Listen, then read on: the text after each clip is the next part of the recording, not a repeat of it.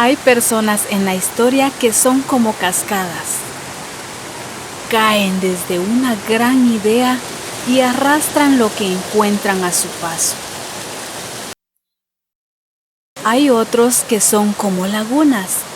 Quien se acerca a ellos encuentra la paz, la calma. Hay, desgraciadamente, muchos que son como charcos sucios después de la lluvia que se van secando y no queda rastro de ellos. Hay grandes ríos que parten en dos la tierra que recorren, dejando un antes y un después. Y hay arroyos que recorren humildemente la tierra, regándola y ayudando a que en ella crezcan frutos. Pues vamos a hablarles de un hombre que fue como un arroyo, tranquilo, pero no quieto.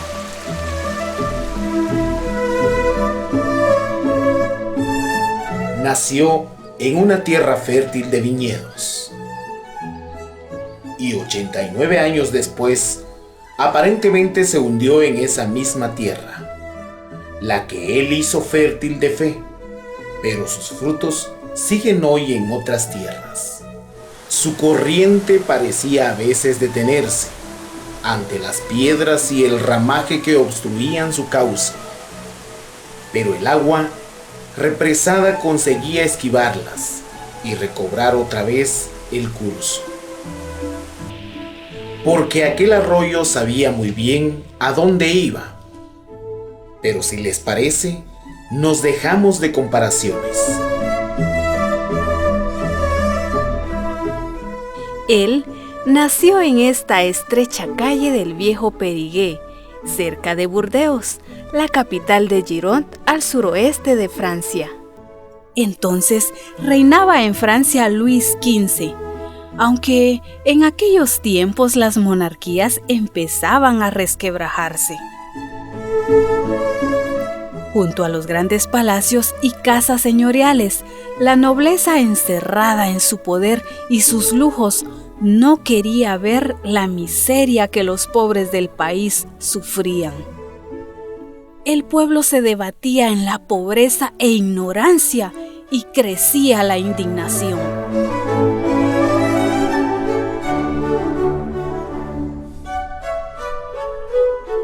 Guillermo, que nació en 1761, precisamente hace ahora 250 años, era el 10º entre los 15 hijos de aquella familia. El padre, comerciante en una calle céntrica de la pequeña ciudad, pudo dar alimento y estudios a todos. En la Francia de entonces, la sociedad y la educación eran tradicionalmente cristianas. Dos de los hermanos de Guillermo eran sacerdotes, y él mismo estudió en el colegio que ellos fundaron en una ciudad cercana, Musidam. Hasta entonces, el arroyo de su vida iba corriendo sin problemas. Guillermo, llamado José, al recibir la confirmación, también entró en el seminario. Fue sacerdote a los 24 años. Siguió luego dando clases en el mismo colegio. Todo parecía llevar su curso tranquilo. Pero el pueblo francés se había hartado de los abusos del poder absoluto. Estalló la revolución. Como la jerarquía eclesiástica estaba demasiado relacionada con la corona, aparecía la iglesia como una fuerza enemiga del nuevo régimen.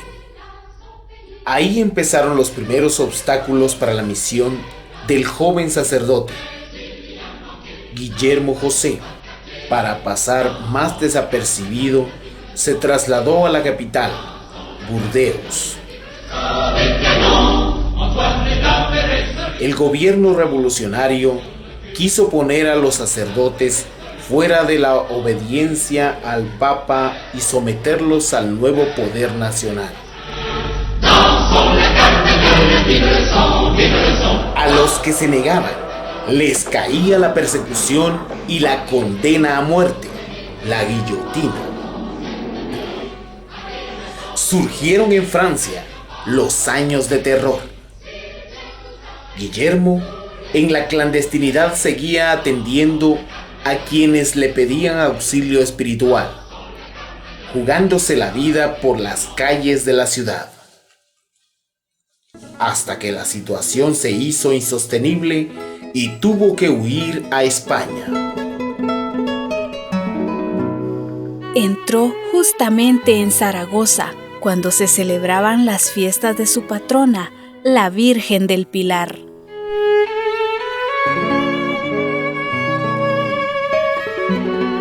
El arroyo Chaminade quedó 3 años represado en España. Pero en aquel santuario fue meditando la idea de hacer algo que, a su vuelta, sirviera para renovar la fe del pueblo. La Virgen María, la fiel madre de Jesús, sería su inspiración y volvió a su país. Era el año 1800. Guillermo encontró en Burdeos un país desconcertado por los cambios sociales y religiosos. La juventud había pasado los años de la revolución sin orientación cristiana. Chaminade se dio cuenta de que la corriente de su vida tenía que fertilizar aquella tierra de modo diferente al tiempo antiguo.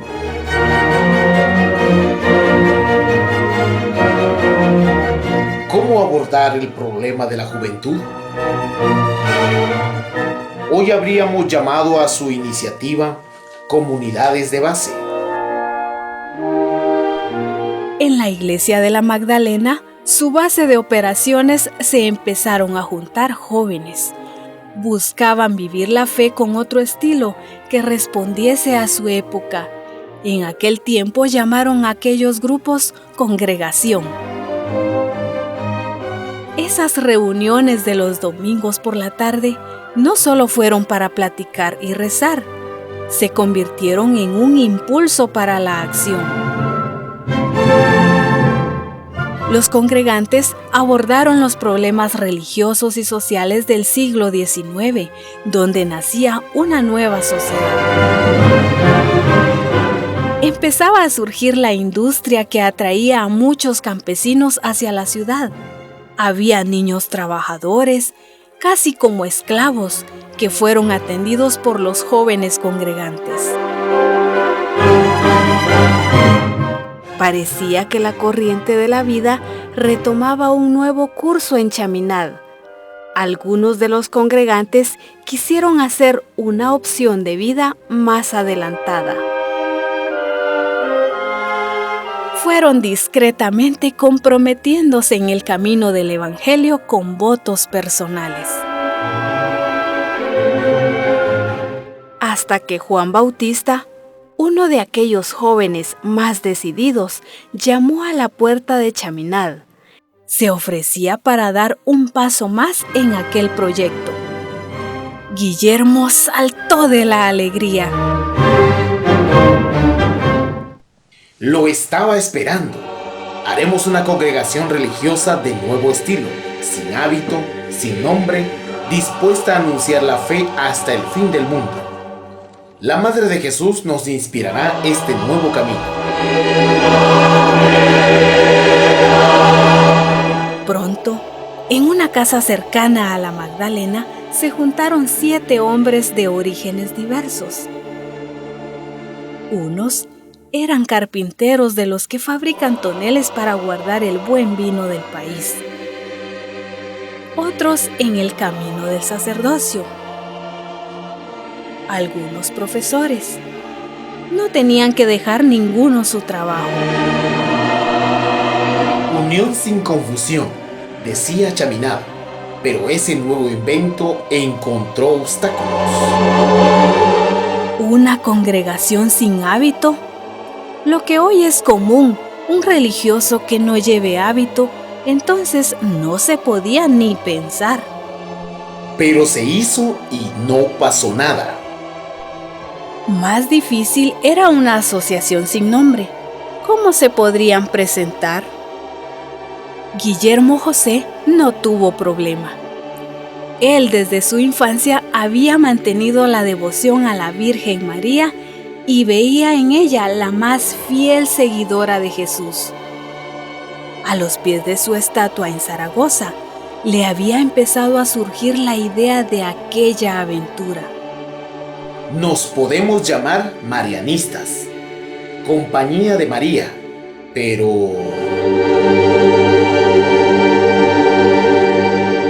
Una asociación de sacerdotes, hermanos educadores y obreros, juntos, todos con igual categoría.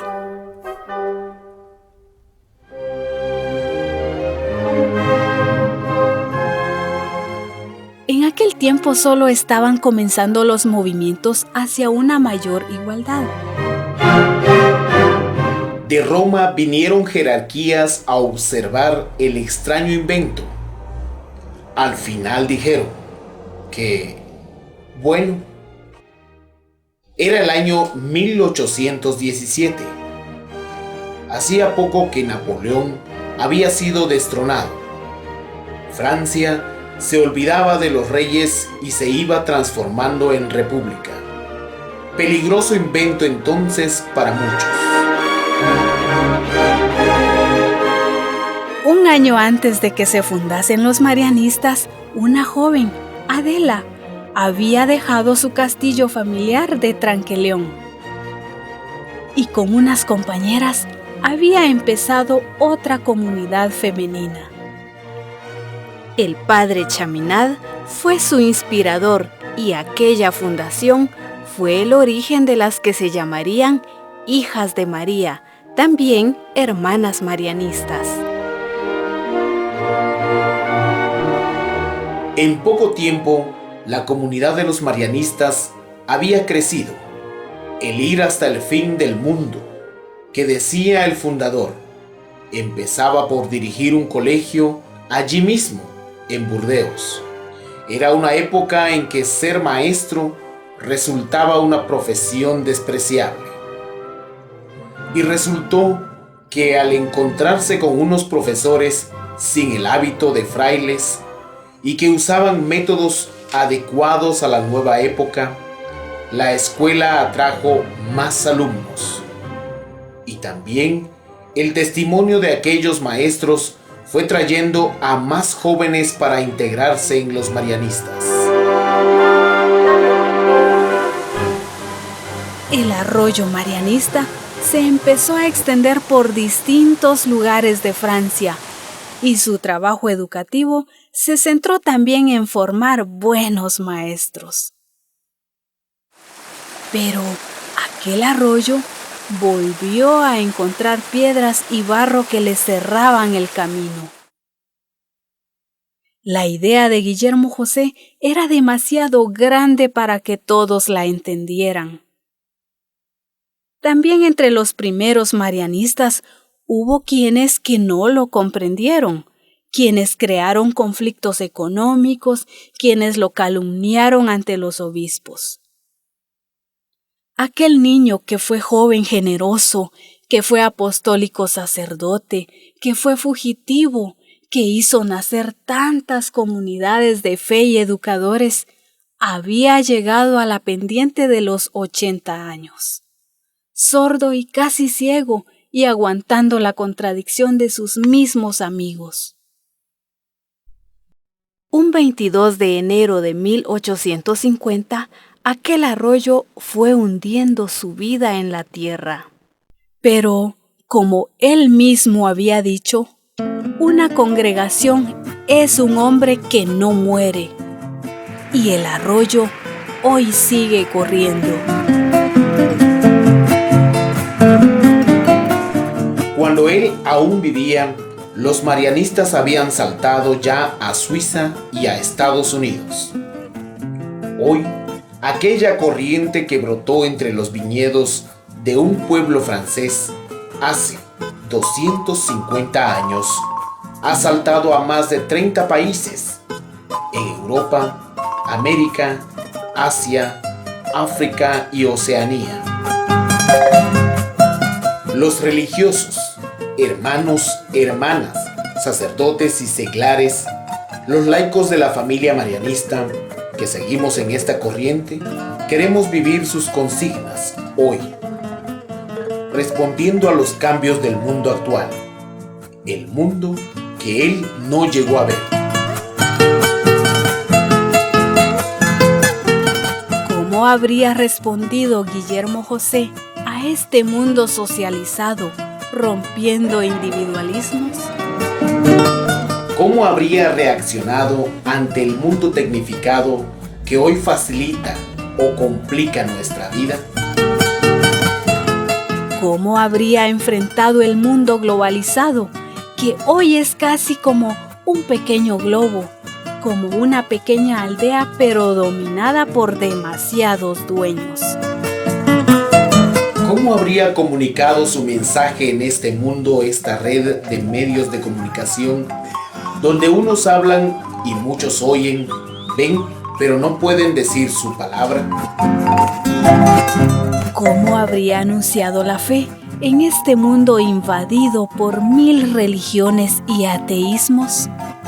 Los que seguimos en esa corriente tenemos presente lo que María de Nazaret dijo en aquella boda a los servidores al ver que faltaba vino. Cuando la madre señaló a aquel hombre joven y alegre que platicaba con los invitados y dijo a los servidores: hagan lo que Él les diga. Pues eso hacemos nosotros, ahora y aquí. Intentar que el arroyo Chaminade siga su cauce con nosotros. Nos da ánimos en nuestro camino que el 3 de septiembre del año 2000 fue beatificado en Roma el fundador de los y las marianistas. Es la señal de que ese humilde arroyo sigue regando la tierra, hasta que nuestro arroyo desemboque en la eternidad.